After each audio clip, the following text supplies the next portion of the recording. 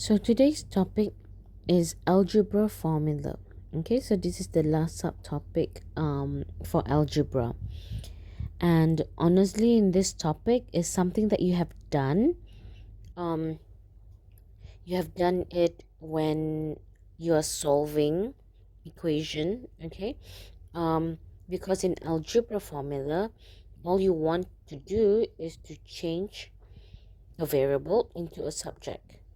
Okay, and also in this subtopic algebra formula, you will substitute values, okay, to find or to determine the values of a variable. All right, so okay, let's have a look at the first one. Well, before we do the rearranging and everything, so let's consider area of a circle. Okay, and as you know, area of circle is pi r square.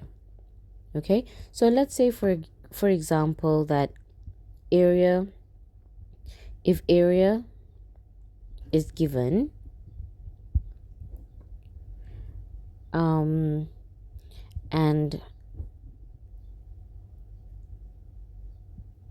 you want to find r. Okay, well, we already know that area of a circle is pi r square. Let's say area is given and you want to find r, so basically you need to rearrange and make r the subject. All right, so what we do is to make r the subject. Okay, can I just write it down here? So to make r the subject, so what you do is you bring pi to the other side, so it will become divide by pi. Okay, because here is basically a multiplication, pi times r squared. You bring to the other side, so it becomes divide by pi equals to r squared. Okay, and when you make something a subject, if there's a power, you have to get rid of the power. If there's a coefficient, you have to make it the coefficient of 1. So in this case, I have r squared. So what I'm going to do is to square root it. When you square root it, don't forget there will be a plus and minus. So there will be plus minus square root of a over pi equals to r. Okay, when we square root it, basically you are multiplying it to the power half. Multiplying it to the power half, and by doing that, can you see that your power 2 now, your power 2 becomes power 1, because you cancel 2 times half is 1. Okay, so your r is equals to 1, sorry, r to the power 1. Okay, and when you square root a square, you have your square root plus and minus. Okay, using the square root property. So guys, that is basically rearranging. Okay, and usually when you make the subject of a formula, or if you want to make a variable the subject, basically you represent it on the left hand side. Okay, so therefore I will rearrange it. So therefore r equals to plus minus square root of a over pi. There you go. And provided a is given, so you can find the value of r when a is given. And because r is a measurement, r is the radius, can radius be a negative value? No. So expected that you will get two values here. Okay, you will get two values for r, but if r is negative, you will reject. Okay, right, so changing the subject of a formula again. Okay, it is something like you basically have done this when you are solving for x. You basically need to rearrange and make x the subject. So it is the same like when you are solving an equation. Okay, you have been rearranging and making x the variable. All right, and here says the key thing to remember is that whether you whatever you do to one side of the formula, you must do to the other side. Okay, I will show you in a bit. To arrange a formula, you may add or subtract the same quantity to or from both sides, or multiply or divide both sides by the same quantity. Right. Basically, what that means is that, okay, if we want to make, let's have a look at part A, and you want to make x the subject. Okay, to make x the subject, you will say, I will bring A to the other side. Yes, you bring A to the other side, it becomes minus A. That is correct. But you need to know what you are doing when you bring A to the other side. Basically, what you are doing is that you want to get rid of the A here. So what you do is you subtract A. Okay, you subtract A, and if you subtract so you have a minus A on one side, on the left hand side you also have a minus A on the right hand side. And then you can see that minus A plus A, well, I put a plus there because in front of the A is actually a positive sign. Okay, so minus A and A, that cancels out to become 0. So there you go, you have x equals to y plus z minus A. That's how you make x the subject. I think all of you will say, yeah, bring A to the other side becomes negative, or bring A to the other side, it becomes division. But you need to know what you're doing is actually, in this case, you are subtracting A on both sides. Okay, because you want to make x the subject here. So you want A, to get rid of A here, you are subtracting A on the left hand side. You also have to subtract A on the right hand side. So there you go, that's the answer. That's for part A. Next is part B.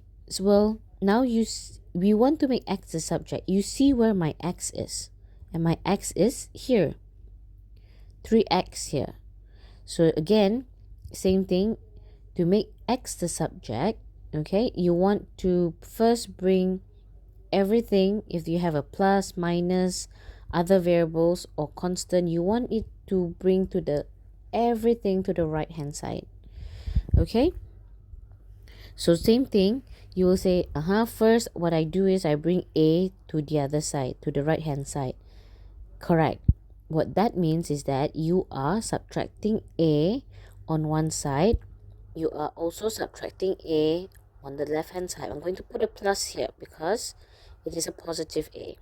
Okay, so now, because A here is actually a positive A, so I put the positive there. So you can see minus A plus A will become 0. Okay, so what that will do is that you are cancelling out the A. Okay, leaving behind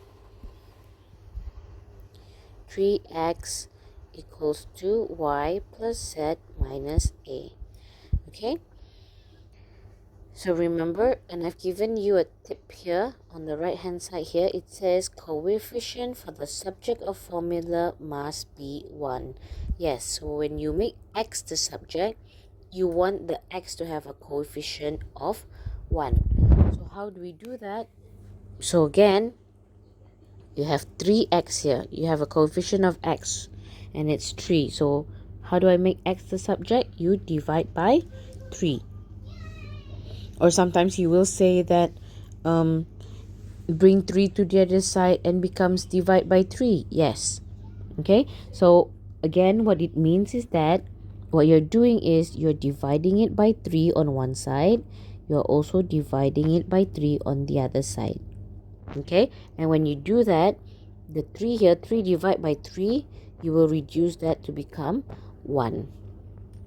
So therefore, you have x equals to y plus z minus A over 3. Okay, alright, if you want to miss this step, you don't do this, that's also fine, guys.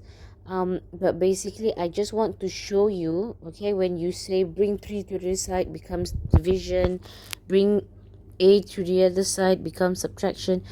So this is what is actually happening. You are subtracting a on both sides, or you are dividing it by 3 on both sides. Okay, so the next one, part C, you have ax equals 2y plus z. Again, you make x the subject. Where is my x here? You can see that I have ax term here. Okay, and I have a in front of my x. So you know that you want to get rid of a. How do I do that? By dividing it by a. So if I divide by a on one side, I need to do the same to the other side. Okay, and by doing so, your a cancels out. So you have a divided by a is,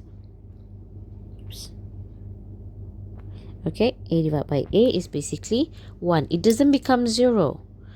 Okay, some of you have cancelled it and you think it becomes 0. No, it's not. A divided by a is basically 1.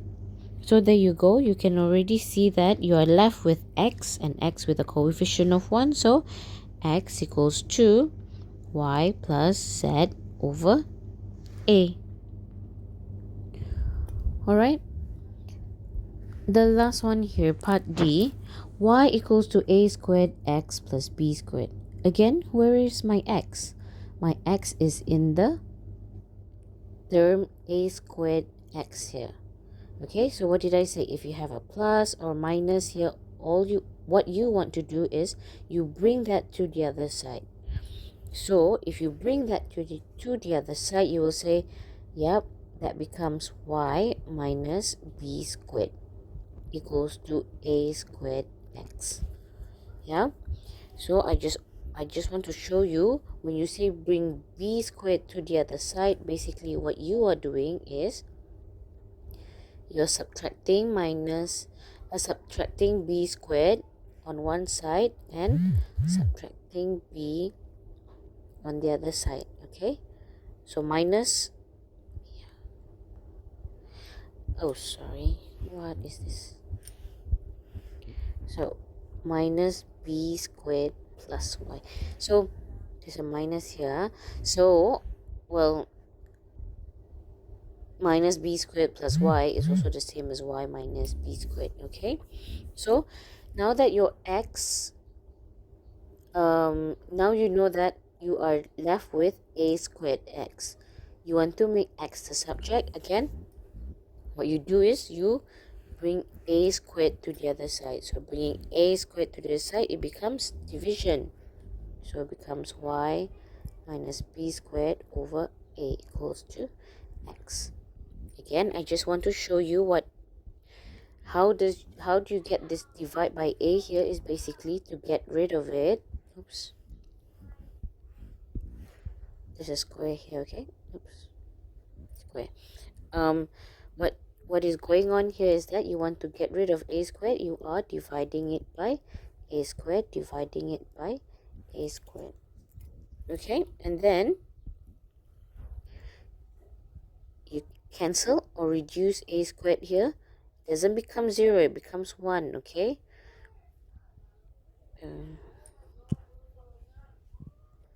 alright, so a squared divided by a squared is 1. So there you go. X is equals to y minus b squared over a squared. Alright, there you go. So again, this is what you have done. You have been doing rearranging when you did simultaneous equation. You also have done rearranging. Okay, when you were solving for x, you also have done rearranging. So all we did here is that you rearrange to make a particular variable into a subject. Okay, right, there are more examples for us to do. So okay, so here I have divided it into 3 parts. When you have a formula with brackets and fraction, what do you do? Formula which require factorizing, and also when you have roots all powers. All right, I think you all know what to do, but let's just go through it, okay, so that everybody is clear. Okay, here it says if there are brackets included in the formula, then it is easier if you expand them first. Correct. So if you're given something like this, a in bracket x plus b equals to c, and you want to make x the subject, first things first, what you do is to expand it. Okay, you want to open up the bracket. So what you do, open up the bracket,